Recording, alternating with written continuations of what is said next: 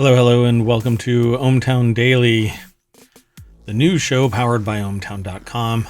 Go over there and become a citizen, and then go over to YouTube and follow us there, and then come over to Twitch and follow us over there, and follow us on Patreon, and go join the Discord, and there's a TikTok and an Only Mares. It's an elite website, but you can follow me there too. Just kidding. Today is February 17th, 2024. This is season 3, episode 48. The rundown is going to start like this. Santos v. Kimmel, ABC, and Disney. No, we're not talking about the politics of it. Strangers No More. Disco Elysium was amazing. OpenAI GPT Trademark. Atop an ancient burial ground. OJ is off all right. Long-term impact of smoking, indoor farming, a different Uncanny Valley, and Generative AI Search. Let's get into it.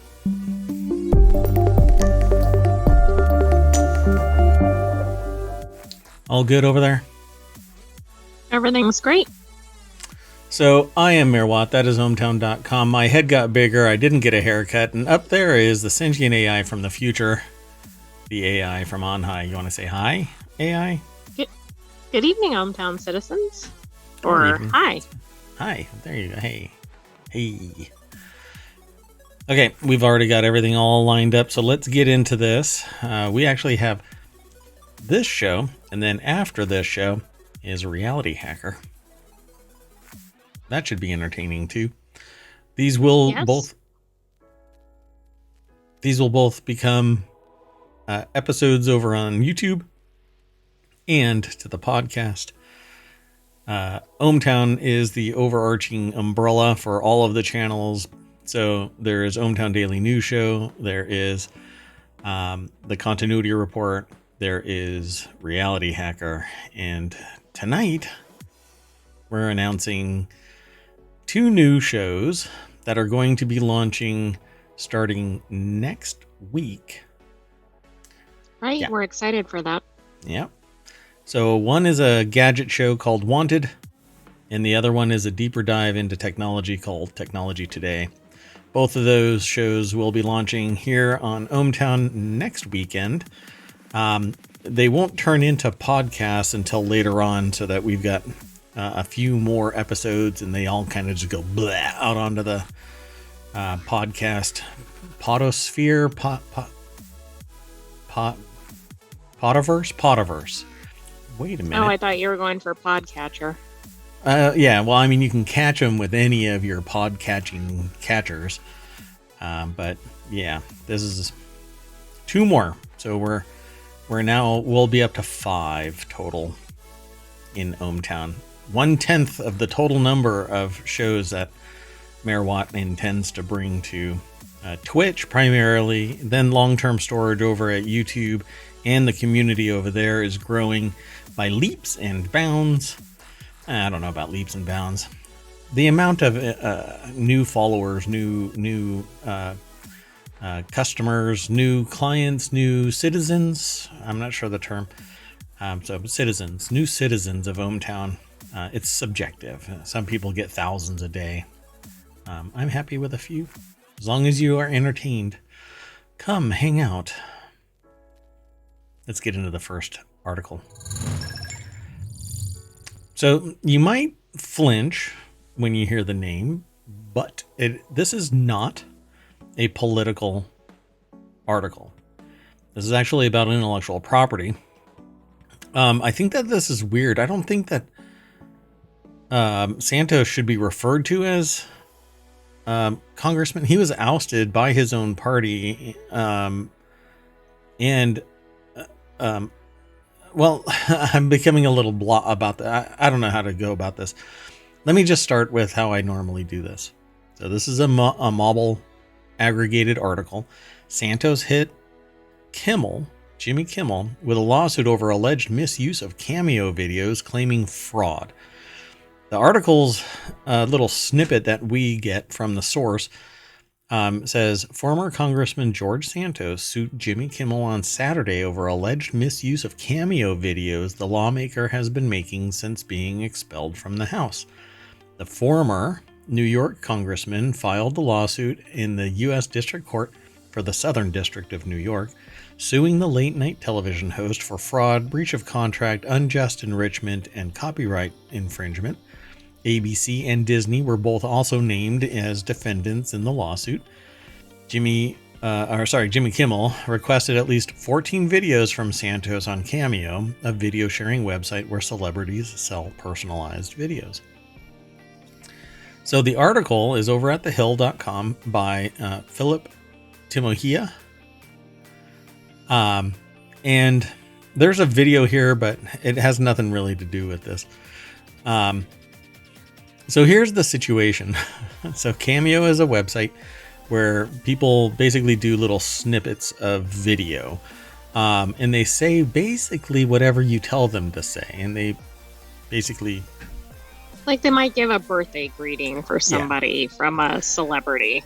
Yeah. Or maybe they might pump up a product. We know of a CEO that actually wasn't a real CEO that you basically was formed by, and I've said basically a lot in this article.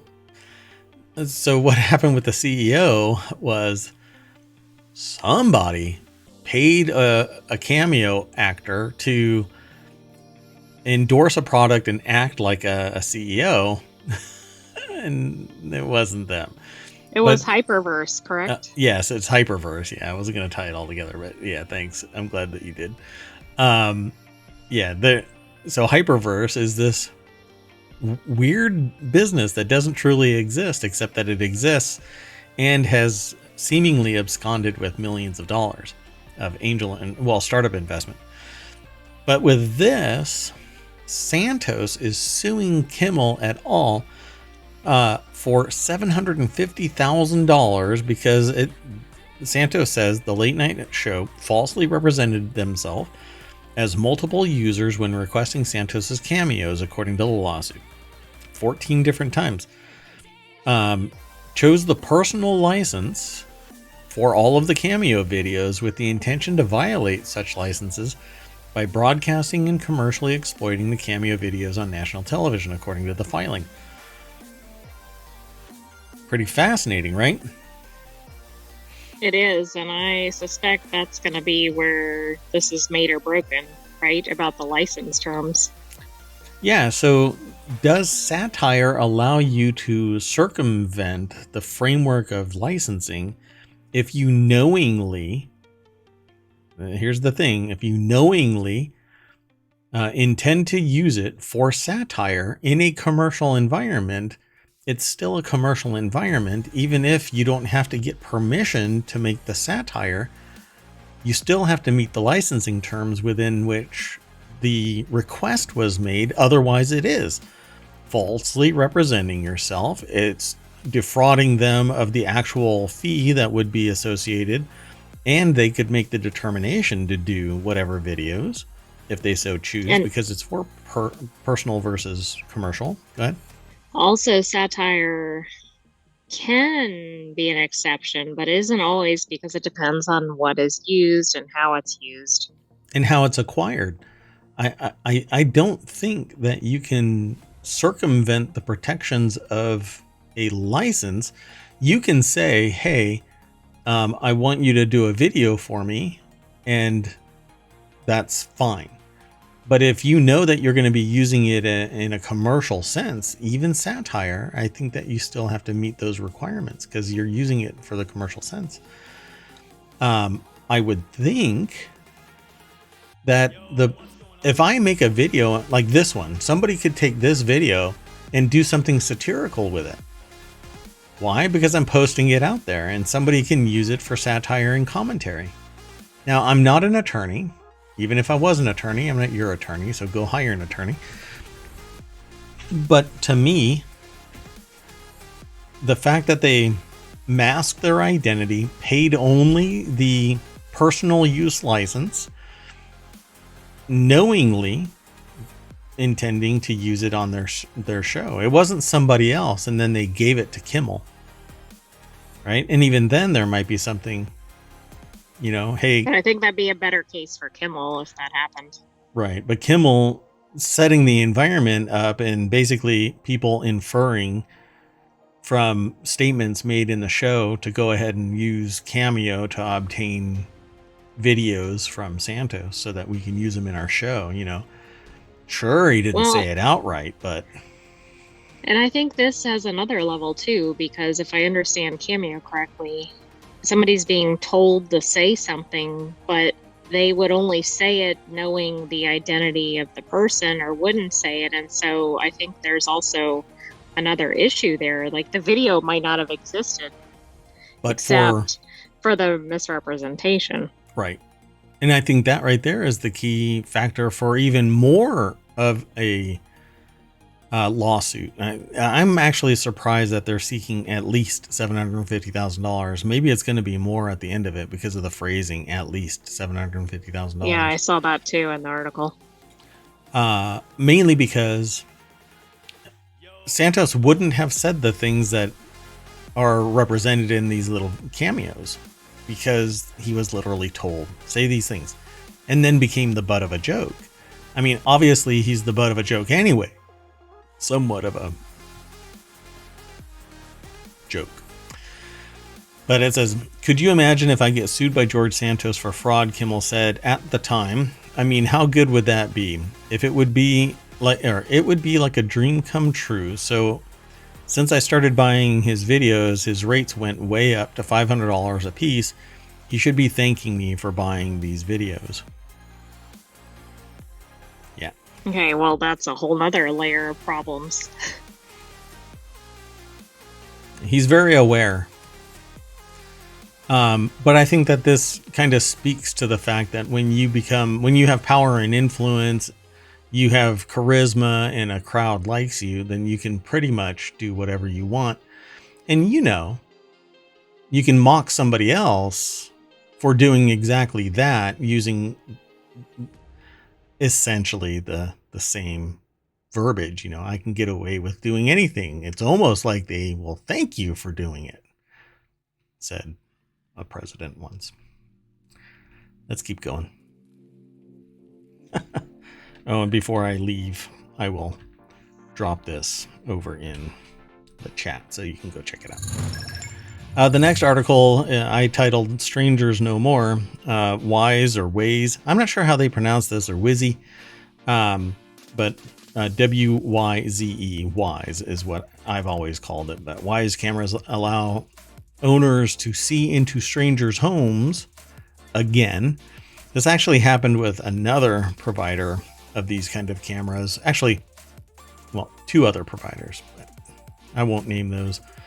5 months ago, we wrote about your Wise webcam might let strangers peek into your house. Today, it happened again. Wise co-founder David Crosby confirmed the issue in an email response sent to The Verge, saying that we've now identified a security issue where some users were able to see thumbnails of cameras that were not their own in the events tab after an extended outage. That Wise says stemmed from problems with AWS. 10 different Redditors, again, Reddit seems to be pumping out like breaking news nowadays, as opposed to the website formerly known as Twitter.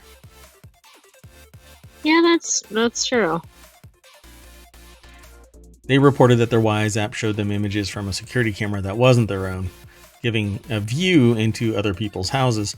Sean Hollister over at The Verge put the article together. The deck statement says a Wise exec confirmed security issue that showed users' thumbnails taken from other users' cameras. It's disconcerting, to say the least. Full access would have been heartbreaking. But I don't understand why a configuration to some network, whatever, on AWS should allow thumbnails to traverse security. I know that the stunned silence is right. I mean, there's no reason for it. Right. The only way you should be able to get to thumbnails is if The security apparatus in place has been aligned so that you have a tunnel to your information. Not sometimes, because of an AWS misconfiguration, your thumbnails show up in random other places. Yeah, I don't get this. That's really concerning. I don't know if they're going to name anybody else, but so far they've collected 14 reports of this happening, but we are currently identifying all affected users. We will also send notification to all Wise users explaining what happened, Crosby tells us. He linked the issue to overload and corruption of user data after an AWS outage this morning and said that Wise was not or did not connect live feeds or send videos to the wrong users, just the alert thumbnails. All right. So Yeah, there was corruption of the data. What is in the thumbnails? I mean, Right. Yeah.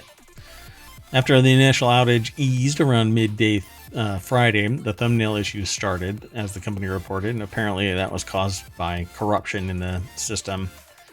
At that point, the company had still made no mention of what the issue might have been, so it had been showing up for a little while. And the article goes into deeper detail about the response, but in essence, this is the second time that a Wise-based error has let some stranger peek inside the home of others. And to have that happen even once is a cardinal sin when it comes to security. Twice, once would have made me question trust to the point where I would have pulled them. Now try and sell your Wise cameras. Good luck, folks. right? Nobody's going to be interested in that. Yeah, it's like 23andMe all over again. 23 and everybody knows me is now Too soon. Is now what the shirts are going to be. They're going to put like a little carrot and then everyone knows me. Right? Let's keep going. Maybe. The next article is over in Warcrafters. Disco Elysium studio lays off nearly 25% of its staff, including the final remaining writer from the original game's credits. They've actually laid off other people last year. This is a real sad day, I'd say, because it says, according to a pair of reports from GLHF, Disco Elysium developer ZAUM, I don't know if it's ZOM or if they just say ZAUM, has canceled a standalone expansion to Disco Elysium, codenamed X7, and is laying off 24 workers, including Argo Tulik, the last remaining employee of ZAUM, credited as a writer on the original Disco Elysium. ZAUM subsequently confirmed the layoffs and project cancellation in a statement to PC Gamer. That's where this is sourced from. Now, I never played Disco Elysium myself. I watched others play it. It was an amazing game. For one that doesn't really match my style of gameplay, the story was spectacular. The sound was spectacular. The voice acting was amazing. I loved this game from beginning to end, and all I did was watch somebody else playing it. So it says, while other members of the original team remain at the company, including Final Cut writer Justin Keenan, he was credited as an editor in the original release. It's alarming rupture in continuity of this game. Who knows what the new voice is going to be like if they do anything with Disco Elysium from this point on. Ted Litchfield over at PCGamer.com put the article together, and again, the deck statement says Argo Tulik, featured prominently in People Make Games documentary on ZAUM, is now gone from the very company. And Disco Elysium, I think, made this studio, basically. As far That's as what I was know. kind of wondering. It looks like it was released in 2019. But I don't know if they went on to do anything else. And honestly, I don't think that it really got much traction in 2019. I'm trying to remember when I actually watched the person that I watched play this was Co Carnage. And now I need to go and look to see when he actually played it. But I thought that it was an amazing game.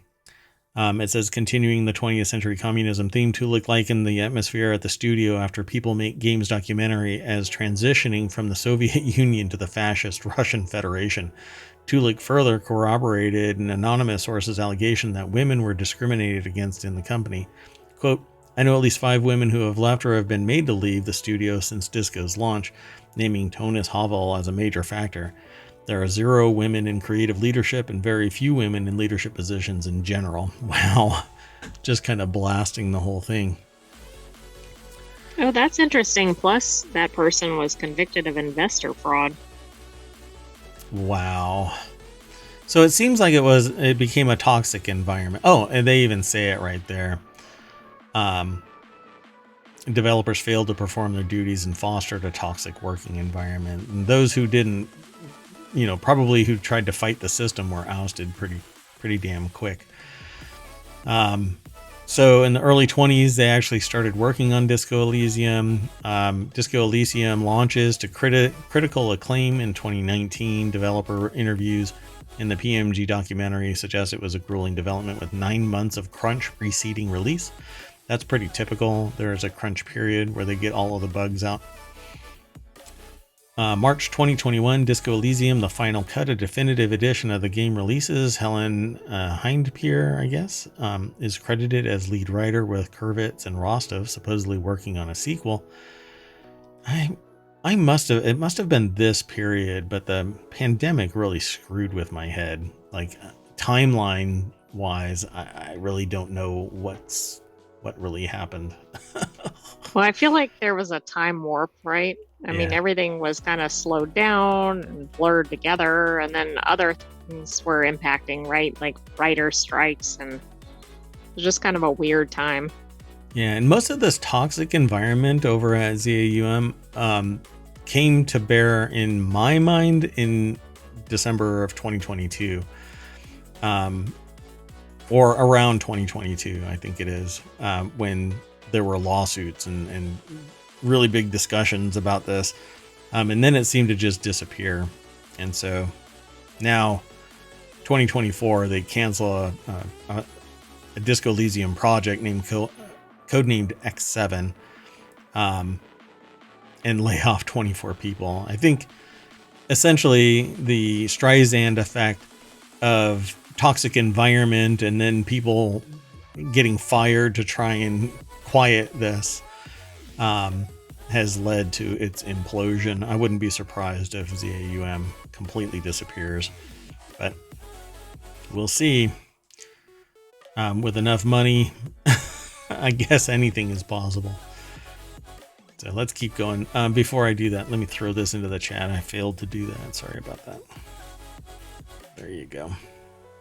Okay, let's keep going. The next article is over in ohmTown Daily. OpenAI can't register GPT as a trademark yet. Today we're talking about AI, not AI stuff, but intellectual property a little bit. That first one was about intellectual property. This one is about intellectual property. We've got a couple of other things. Like generative. It was a heavy IP day in the news. And if you're, no, I was going to crack a joke about if you're not on the web and you're not off the web, what are you? I don't know. Never mind. IP. Okay. The U.S. Patent and Trademark Office, or PTO, has denied OpenAI's application to register the word GPT, which means Generative Pre-trained Transformer, saying GPT is too general a term to register and can prevent competitors from correctly describing their products as a GPT. OpenAI. I think this is the first time I've seen GPT actually written out. Oh, that's interesting. I mean, it's used all over the place, but how do you trademark just the 3 letters GPT? But if you can trademark then Exactly. The gates are open, right? you can do anything. OpenAI argued its application that GPT is not a descriptive word, that GPT isn't such a general term that consumers would immediately understand what it means. They do not understand what that means. They understand what GPT means in the semiotic ontological form of it has acquired a meaning, and I guarantee you anybody who hears GPT thinks it's AI. Nothing else. Oh, GPT? I've heard of that. Really? What does it mean? AI. It is an acquired... And would they go a step further and think it's OpenAI, right? Exactly. If they know of the company name. Yeah. If they know of OpenAI, then they would sit there and say it's OpenAI. So this thing has acquired... GPT has acquired in the general consumer market, it has acquired meaning of OpenAI and AI specifically. Other than that, no common consumer is going to sit there and go, oh, it means generative pre-trained transformer. It isn't a general term. Yeah. So not, I mean, it hasn't gotten so big, right? So the term GPT was deemed too general for OpenAI to claim as its own. I think that that's wrong. I really do. Now, because the well has been poisoned with disclosure that it's being coined as being too general, everybody and their grandmother can start using GPT in their name, in their nomenclature, and that will genericide GPT right out from under OpenAI. So, at least that's how I'm calling it. It might be a bad take in 6 months, but I really doubt it. Well, so, remember, we're still waiting for the announcement of sentient AI. So. Hey, man, 45 days. The term GPT became closely tied to OpenAI after ChatGPT and its AI models, GPT 3, 4, 5, 6, 28, whatever it's going to become, became popular. When it opened ChatGPT to outside developers, the company called its custom chatbots GPTs as well. Lately, OpenAI has been giving distinct brand names to other services, although it recently released its text-to-video generation model named Sora, and it's referred to as Sora, not a GPT. But it is a service, a product named Sora. I can, again, almost guarantee you, behind the scenes, GPT-like nomenclature is being used to tie the graphical large language model equivalent to the verbal, the textual, and the contextual GPTs. So they're basically trying to avoid the whole trademark issue by coming up with actual names now, which actually may do some disservice to GPT as a trademark. Exactly, because the main one is ChatGPT, so I think that's going to be interesting. And again, this is what happens. You know, nobody wanted the smiley until the smiley company invented the smiley. And now everybody is doing smiley faces. Nobody wants, 3 stripes down their pant leg until Nike did, Adidas. Damn it. Who did the 3 stripes? Nike? I forgot. I think it's Adidas. My God. Anyway. Yeah. Nobody wanted the swoosh until Nike. Nobody wanted the FedEx Arrow until FedEx. Nobody wants anything until somebody else comes up with it. And then they want it and they want to trade on the goodwill of the companies that produce it all together. And it's not like, they start saying, hey, we totally took all of this information or this graphic or whatever, and we're giving credit to this company over here, and all of our, profit generation, etc., is going to go over to that company. They don't sit there and cite that kind of stuff. They try and use it on their own. And that's what anybody that's using GPT is doing now, since OpenAI announced ChatGPT.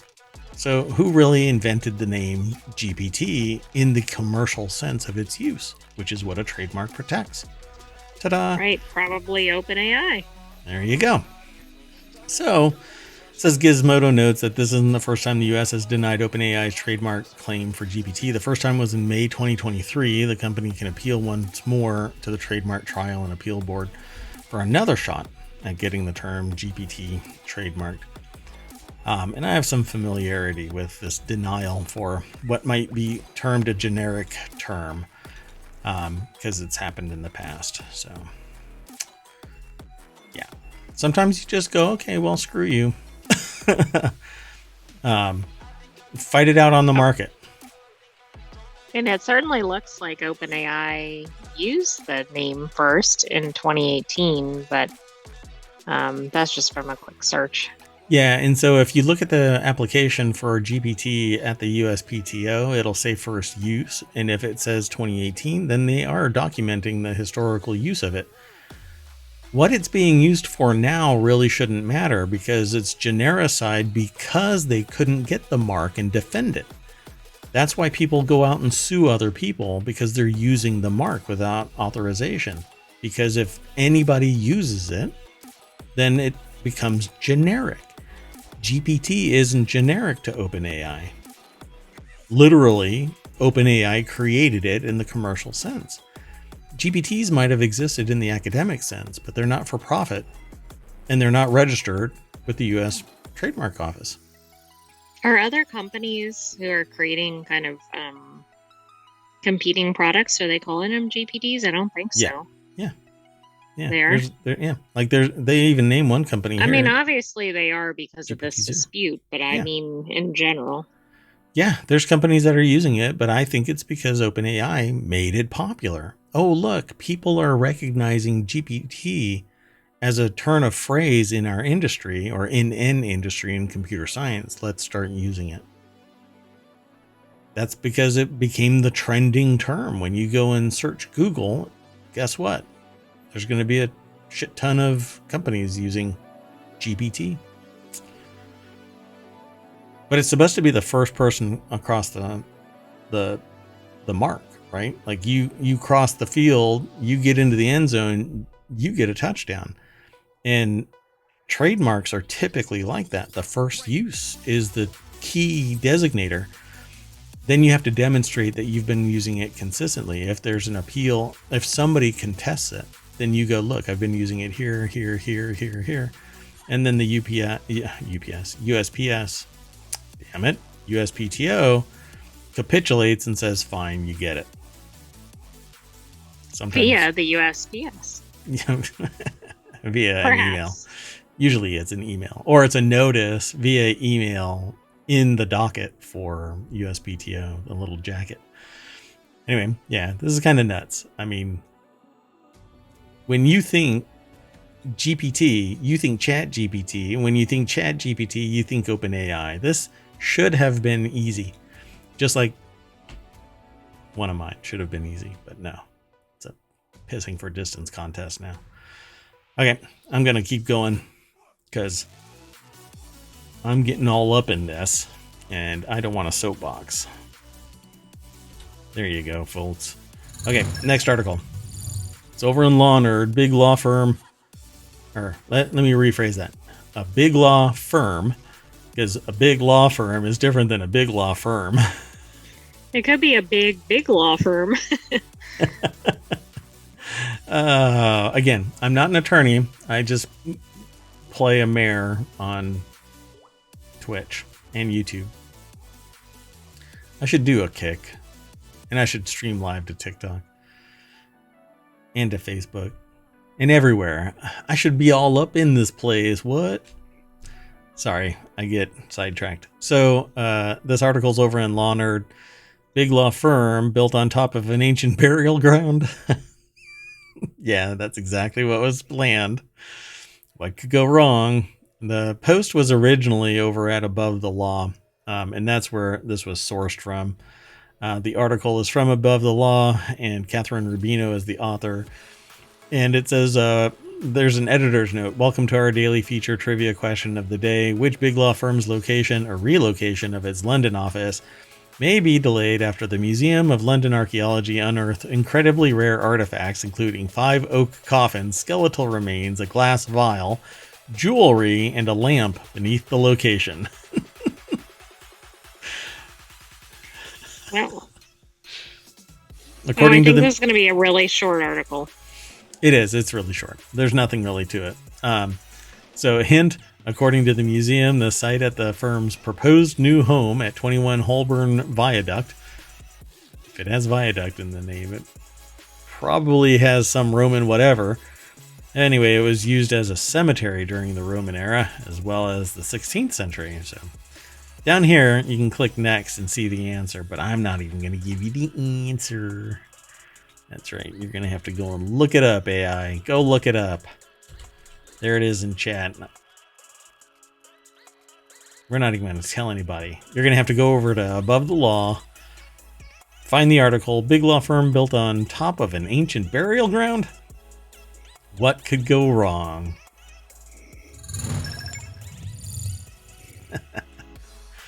To me, it doesn't even matter. I think that it's hilarious that a law firm tried to build its new building on top of a graveyard. But where can you not in the UK, for crying out loud? That is true, but at least gives the appearance that they didn't look into much before doing this, which is pretty fascinating. You don't know what's under there. You have to dig 4 feet down, maybe, and 4 inches down, you start finding cobble from somewhere, and you dig 4 feet down, you start finding bodies. You can't dig any square 4 inches, cubic 4 inches, without running across some, either a corpse or a building from ancient Roman days and before. And there's ancient history there. The only reason why I included that in the rundown is because I think it's funny that a law firm is going to build on top of the souls of its predecessors. It's almost exactly. empowering. And this is a large firm. It has almost 3,000 attorneys. Is that all? Hey, the next It's article is a well-known one. well, they should have dug a well before they started digging right there. That was a stretch. I'm really sorry. The next article is over. In Technology Today, scientists unravel mystery of orange juice off flavor. Oh, I had this way wrong. I read that as OJ, and I thought it was a different type of article. Never mind. We should probably I know that the headline that you used for the voting, I thought was going to be something else. Yeah, OJ is awful, right? Yeah. The team at Leibniz Institute for Food Systems Biology at the Technical University of Munich has uncovered the source of a previously unidentified clove-like flavor. Leibniz Institute for Food Systems Biology at the Technical University of Munich. It's an article over at scitechdaily.com. So, yeah, it's a clove-like off taste in orange juice. The study proves for the first time that the undesirable flavor note is due to the odorant 5-vinyl guaiacol. Sure. Sorry, the stunned Well, that doesn't silence. sound very appetizing. It does not. Vinyl sounds plasticky, right? Just like vinyl. Yeah, that sounds like some sort of It's like a 70s eco cleanup car site seat. or something. Yeah. Super fun site. It's like something that grandma used to put across her couch or something. Keep those damn kids off the actual fabric. Blech. As a result of the study, the substance is mainly produced during the pasteurization process when residues of a cleaning agent react with the orange juice component under the influence of heat. So here we go again. We find some knock-on effect of science. A cleaning agent is reacting with natural orange juice components under the influence of heat, and it's kicking out this clove-like off taste in orange juice. Makes So you kind of far, rethink your orange juice consumption. you can only get it from fresh oranges from now on, which means every morning you have to cart in 16 oranges per person. Well, I was thinking more than that. You're going to have to go scale the orange tree, collect the oranges. True. All of that. Everything that you're saying needs to take place. To investigate the question, the research group, led by Martin Stanhouse, head of the metabolome chemistry research group at the Leibniz Institute, carried out extensive investigations in cooperation with the Professorship of Functional Phytometabolics. Yeah. Wait, metabolomics? There we go. Phytometabolomics. What the hell am I actually saying? And the chair of food chemistry and molecular sensory science at the Technical University of Munich. Anyway, the aim was to identify.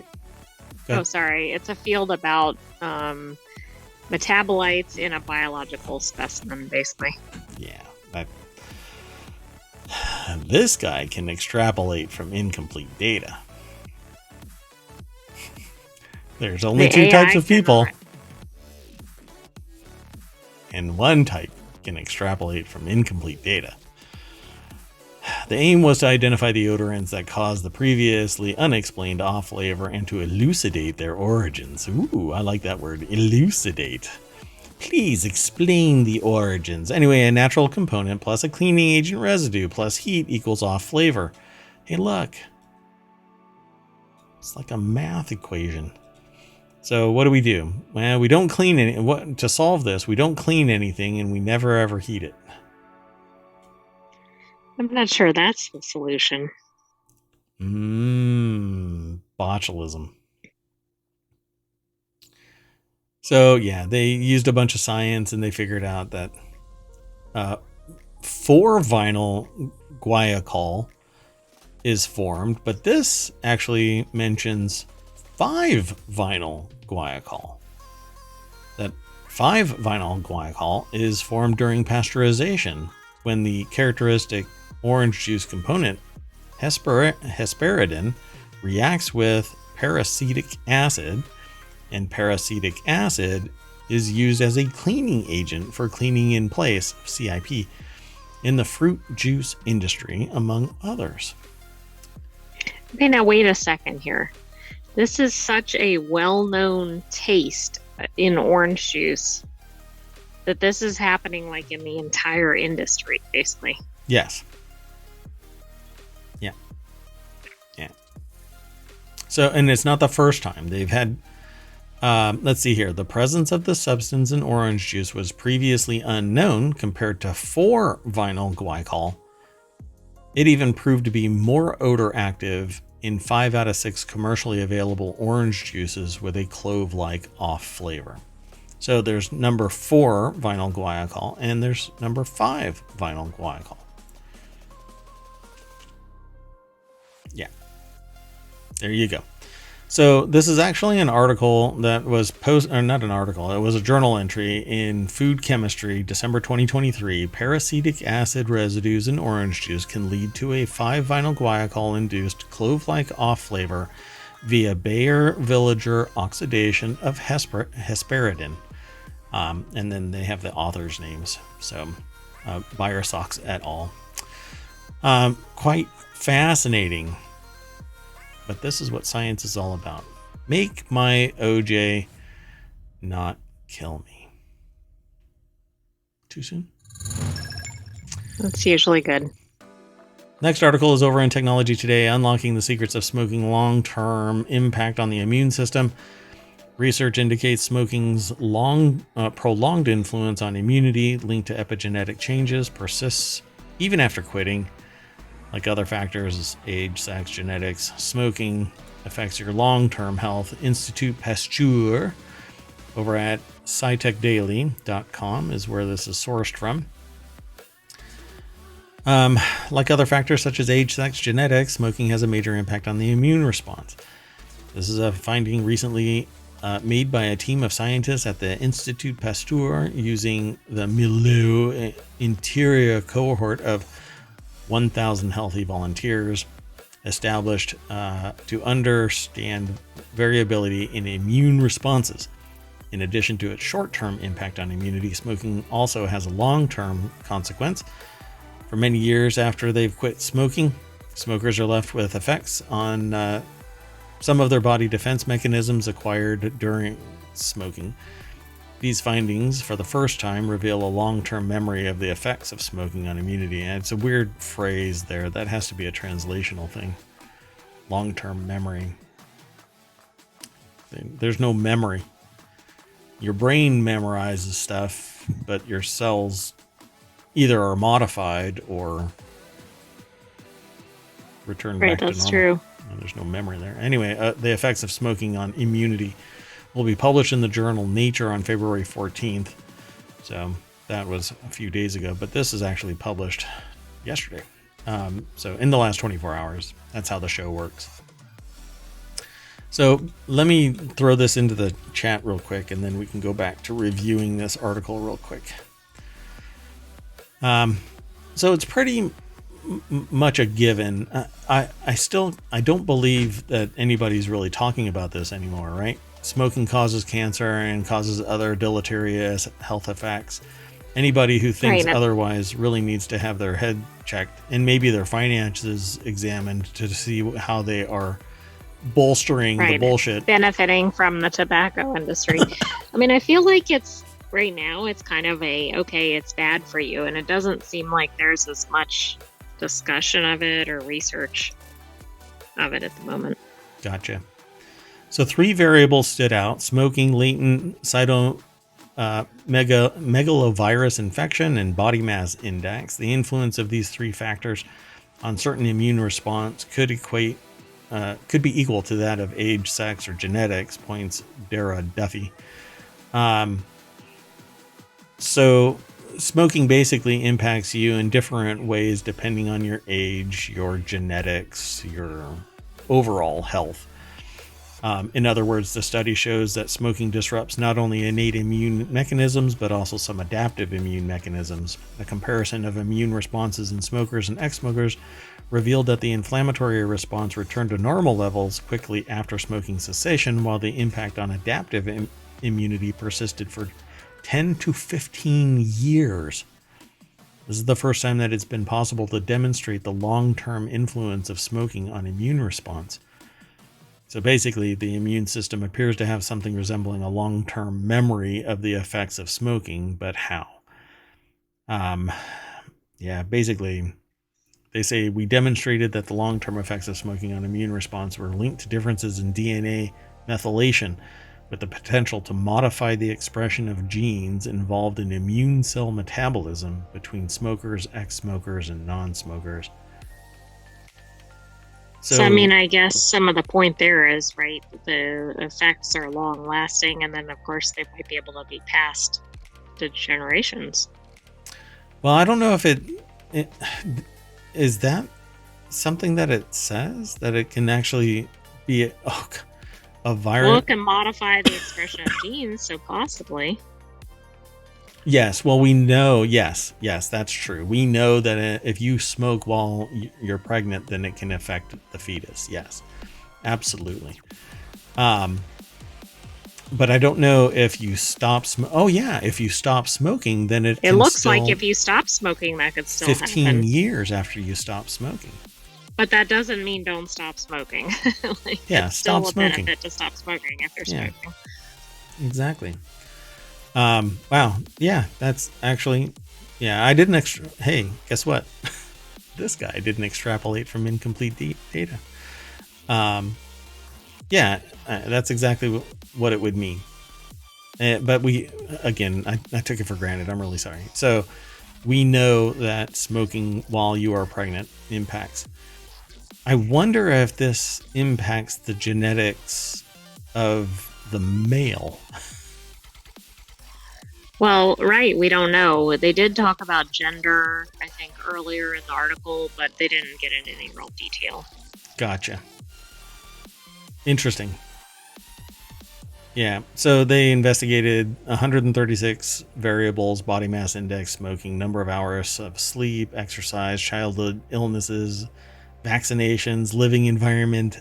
Then they put etc. Like I'm supposed to extrapolate from the 8 that they list out to 136. It makes me want to Right. read I the mean, article. what are those, etc.? That's awesome. That is really awesome. So yeah, they do mention sex. So fascinating. So wow, can you imagine 15 years later, you were a smoker when you were younger, you have a kid at 30, you can negatively impact the long-term health of your child because you smoked for 10 years, from 20 to 30, you smoked, you stopped. Yeah. I mean, you have to really be a dimwit nowadays to smoke cigarettes, or at least not to willfully do it. We understand addiction. Go get treatment. Find a way to stop. Wean yourself off of it.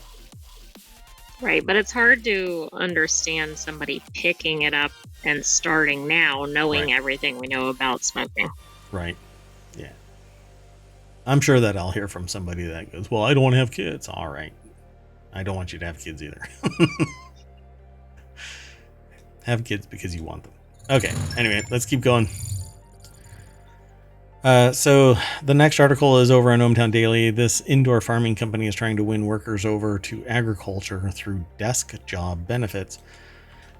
I swear we have talked about this company before.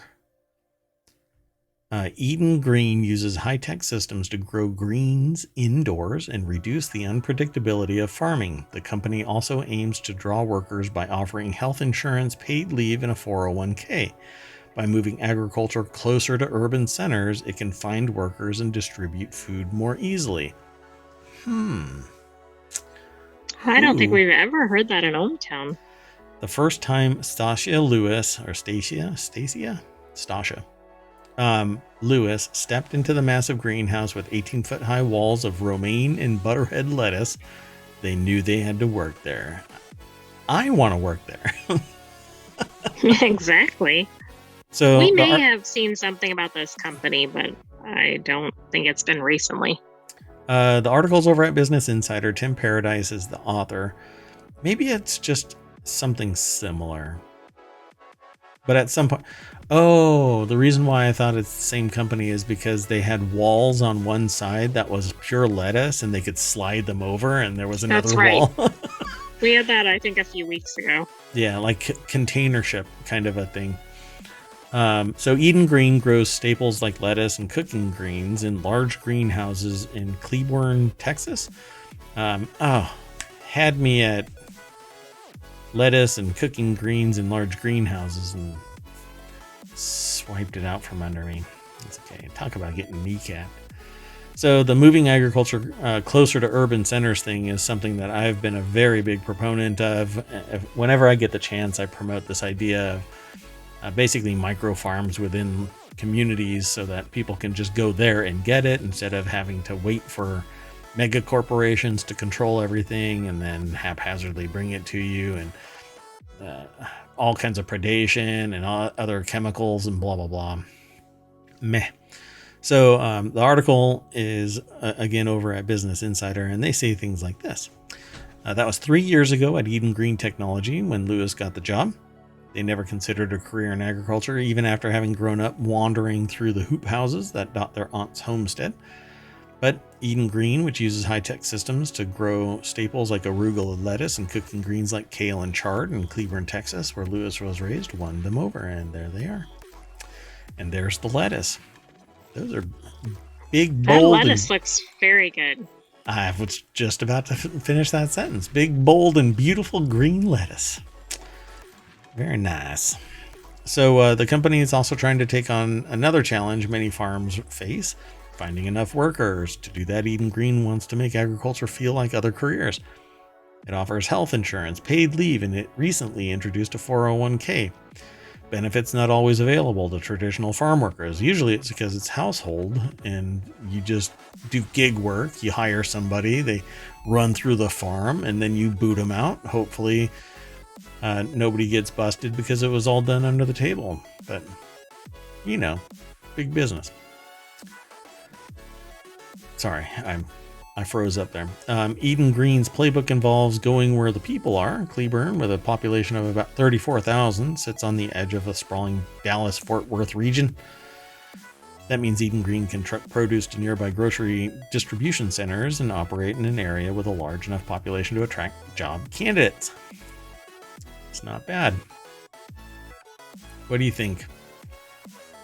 I think this is more of what is needed. I mean, this is going to appeal to a different group of workers. It's going to cut down on pollution and time, etc., to get the produce to the consumer. And I think it's good to have vertical farming, right? We don't have enough land to do traditional farming everywhere. Plus, we have water usage problems, etc. Yep. So at its facility of nearly 83,000 square feet, Eden Green does its growing without soil, a process called hydroponics. Uses 98% less water and 99% less land than traditional farming. It really, I don't know what they're talking about, less land. That 1% seems like it's even high for what they're doing. Other than the carbon footprint for the entire building, I suppose. But I don't know. I think 100% less land for traditional farming, because they don't use the land for farming. They use the land for protection of the crop that's inside it and administrative purposes. It's a convergence that conventional farms can never duplicate. The company is adding greenhouses in Cleburne that will triple its growing capacity. In the next 5 years, it plans to build 20 greenhouses across the U.S. So I guess the top is open to let sun in, which is interesting in vertical farms, because I don't know how they get to the bottom of the stack. But right, maybe, unless it has some rotation ability, which I don't think those do. But that just gave me an idea. Oh my gosh. Okay, well, let's see. Oh my gosh, if I can make that happen. Okay, anyway, it says Eden Green has 13 harvests a year, which is basically what we have. More than that. If we do the rotation, we can do it. We can do a crop every week. We can do about, almost 52. Yeah, there's some lag sometimes. Not quite, but yeah. Yeah, we don't babysit it, but once the rotation starts, you basically are doing quite a bit. So they do 13, but they have a bigger crop. We do microgreens. So their workers have to be in every single day to plant, to tend, to harvest, to pack, which is true. Eden pays $14 to $25. It's hourly workers who do things like seeding, tending to plants, harvesting, putting goods in clamshell packaging. They need to get away from the clamshell packaging because the plastic poisons the food anyway. Now, you can argue with me, I'm sure somebody will, even from Eden Green, that it doesn't poison them, but microplastics will probably be present in their crop if they're using... Sorry. Yeah, I put that in chat. If they're using plastic clamshell packaging, then it's probably imparting microplastics. Someone with a high school degree can start at the base and work their way up.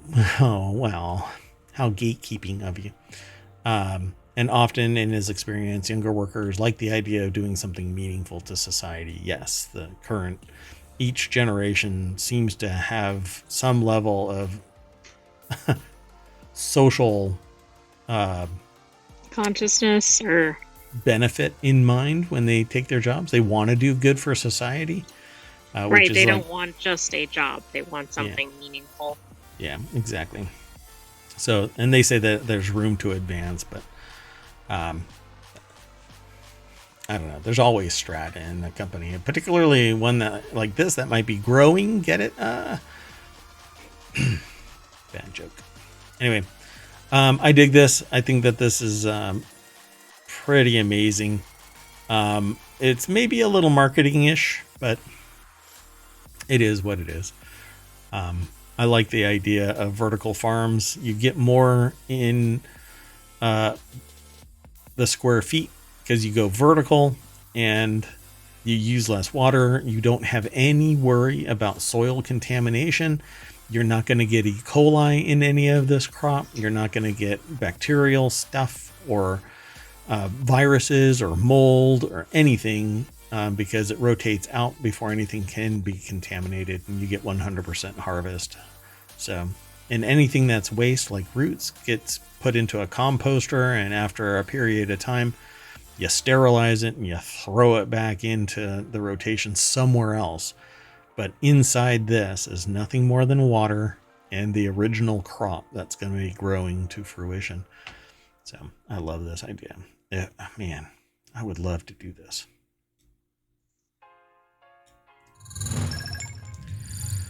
The next article is over on the Hedge Ideas channel. People in this remote valley. Sorry, I was going to say Hidden Valley. Hidden Valley, remember? Hidden Valley Ranch. Hidden Valley Ranch, or Pepperidge Farms remembers. People in this remote valley live to 100. They follow 5 distinct diet and lifestyle habits for longevity. This is an article that's over at CNBC. I don't know how deep they'll go into this, but I do this reluctantly. Because what I end up doing is peeling back the layers of the onion as to why this might be bullshit. But let's take a look, an honest look, because I always look honestly at this stuff. I have no bias here. I want to know how to live to 100 and not just be a lump on a log somewhere, right?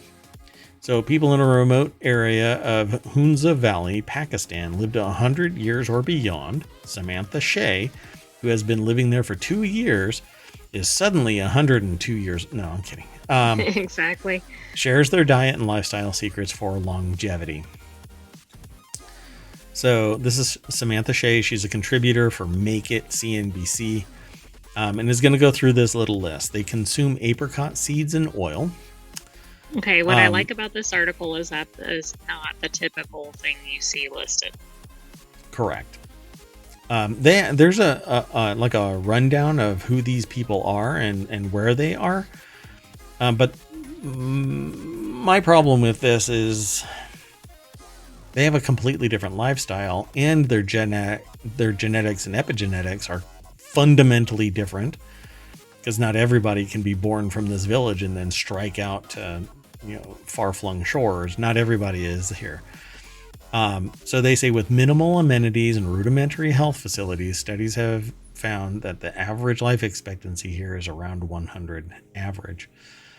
So they consume apricot seeds and oil, one of the most important local crops in the valley. Studies have shown that apricot seeds can fight cancer and other sources of inflammation in the body, in part due to a compound called amygdalin, which, why do I know that term?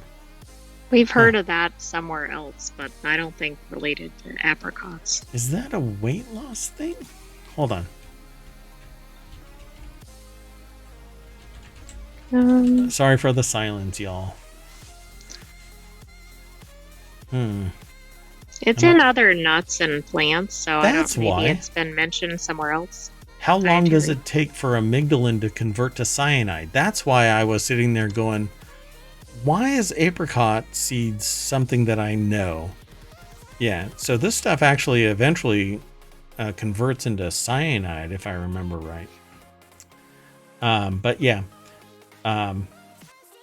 it has other active ingredients, obviously, but nearly every traditional Hunzai dish includes apricot oil. Back in the day, it was made by hand, but now locals use machines. They never stop moving. Well, survival means that you're going to go do stuff. No, locals of all ages cycle, skate, and play sports like soccer and cricket every day. They also participate in a community activity like Rajaki, which involves cleaning out the elevated water canals when spring arrives. Hey. They drink glacier water. Okay. Is that it? Hunzai glacier water looks like straight from the source. Oh, so they think it has silica in it. Interesting. It contains quartz, which is silica. That's not spelled right. No, it has too many L's. Interesting. Yeah. By the way, silica is a desiccant, and you're not supposed to imbibe it. So. But you might live to 100 if you do. Yeah, because you're being slowly Preserved. Yeah. They rarely eat processed foods. We can all hope. Not all of us can run out and catch a cow, and I mean a free range animal, because cows are domesticated.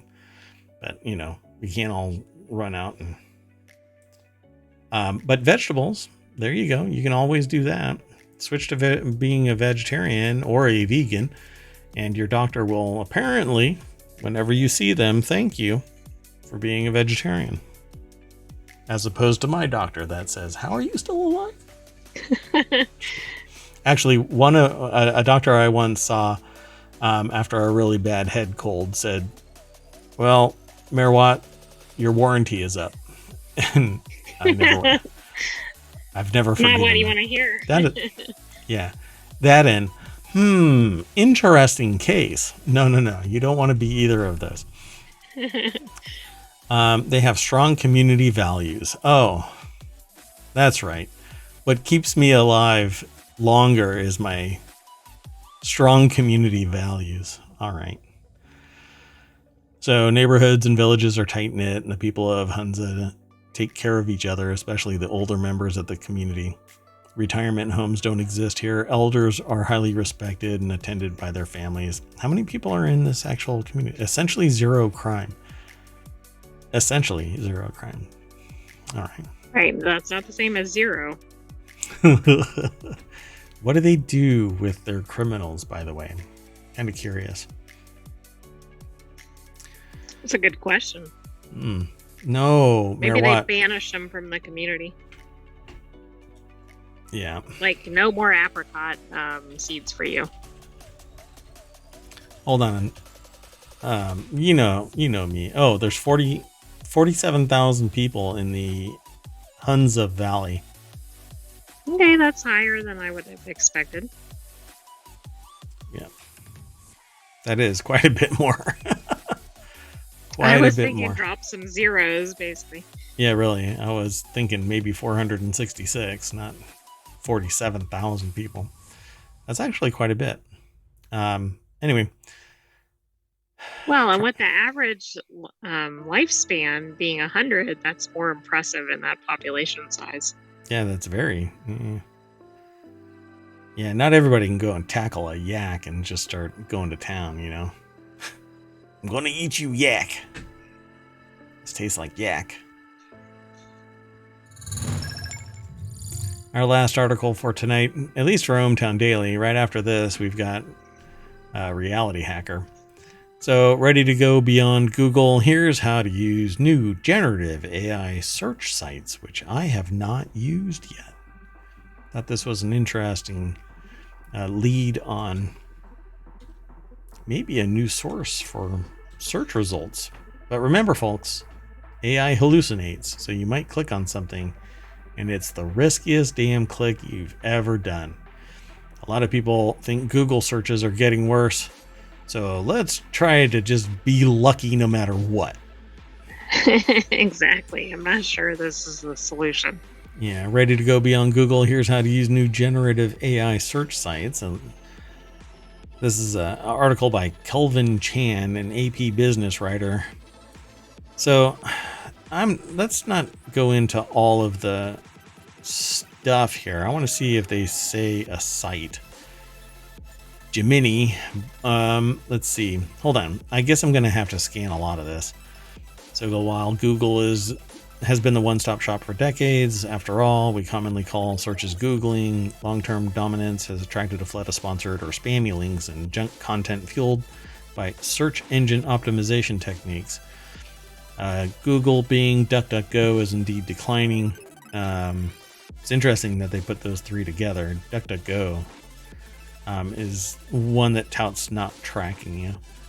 Now, chatbots powered by generative artificial intelligence, including Google itself, are poised to shake up how search works. If you want to try, here's how. Google users don't have to look far. They've got Bard, but recently retired that name and replaced it with a similar service. So the real way to say this word is Gemini, not Gemini.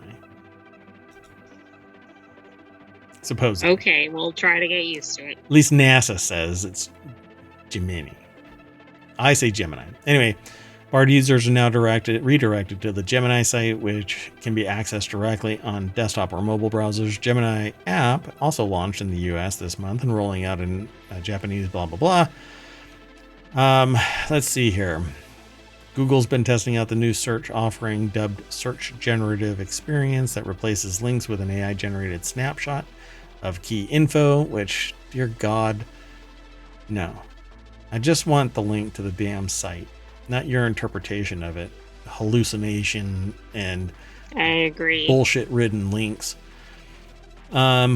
On the Bing search homepage, click on the chat or Copilot button underneath the search window, and you'll get a conversational interface where you can type out all of your woes, and Copilot will document it and then sell you to the nearest mental health practitioner. Oh, wow. No, that's not what it says in the article. Anyway, on the Bing search homepage, click on the chat or Copilot button beneath the search window, and you'll be given a conversational interface where you can type your question. There's also the Copilot app, a slew of startup AI sites. They're all going to be using ChatGPT on the back end, by the way. A standard Google. I don't know what they're going to be using, but standard not Google, trademarked. And not trademarked. Yeah, nothing says GPT on it. Perplexity, Hugging Chat, U.com, Como, Andy, Find, Exa, and Ask AI. It's like it's straight out of It's like the AIs made the names. The original .com era, before it went bust, was all like this. Ask Jeeves, now it's Ask AI. You know? That's right. Everything old is new again, and soon we'll have lawsuits. Startup sites are largely free to use and don't require setting up an account. Many also have premium levels where you apparently, I don't know, maybe get less bullshit. Rather than typing in a string of keywords, AI queries should be conversational. For example, is Taylor Swift the most successful female musician, or which is subjective? Or where are some good places to travel in Europe? Sorry, I don't know what's happening under my desk. Never mind. Anyway, if you're not satisfied with the answer, some sites let you follow up with additional questions to zero in on information needed. Some give you suggested or related questions. All of them provide you with bullshit. They can shine when you're searching for an obscure factoid, such as, say, a detail about a European Union policy. Answers from Fin.com or Find. Probably Find, because FIND was taken and they needed to do a spelling bee. Were among the most readable and consistently were provided in a narrative form, but the site has mysteriously gone offline at some points. Testing a simple query, what's the average temperature of London in the second half of February, produced a similar range of results on most sites, 7 to 9 degrees Celsius or 45 to 48 Fahrenheit. Andy strangely provided current weather conditions for New York, though it used the correct city during another try later on. So it's hit or miss. So trustworthy. Pardon me, I'm sorry. So, yeah, I don't know. This was less of a... I mean, it was informative to let me know about a bunch of sites, but less, here's how to use generative AI search sites. Right, I don't think that's exactly what we got. This is more like, here's kind of what's out here. Yeah. So, I mean, it was an interesting article, but all right. But that's it, folks. That is ohmTown Daily News for February 17th, 2024. I am Mayor Watt. Oh, wait. Before we get back into the part out of here, we got to go all the way back down Main Street in the party bus. I'm going to mash the button and regret it. I know it. And then we're going to say, I'm Mayor Watt, and that's ohmTown.com. And up there is the sentient AI that's throwing me warning messages like don't hit that. Oh, you hit it. Then they're going to say goodnight. Good night, ohmTown citizens. We will see you shortly for the Reality Hacker Show, and then tomorrow night at 6 p.m. Eastern for another episode of ohmTown Daily, followed by the Continuity Report. Cheers, everybody.